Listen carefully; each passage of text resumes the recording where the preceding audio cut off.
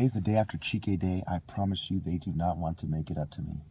Black women are trying to pretend, and they're trying to get me to come to their point of view and use their pussy to do it. When I swear to God, an Asian guy, a bunch of covert messages on bumper stickers, as I've been saying the whole time. I talk about martial art bumper sticker. I talk about, my family and midway and halfway, right? You have Biafra.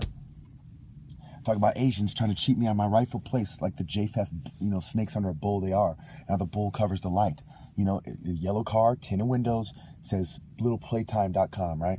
And saying, look, we are secret societies. We have whores. We can get you pussy if you do it our way. So for black women not to stand with me, they have betrayed me for good. I don't want to even talk to you, black women, unless it starts off with, if you're an unattractive black woman, don't even talk to me.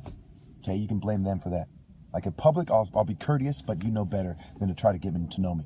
If you're attractive and you don't start off with, I have betrayed you, my Pharaoh, and I will do whatever you ask of me, I don't want to hear what you say. I swear to God. Thank you.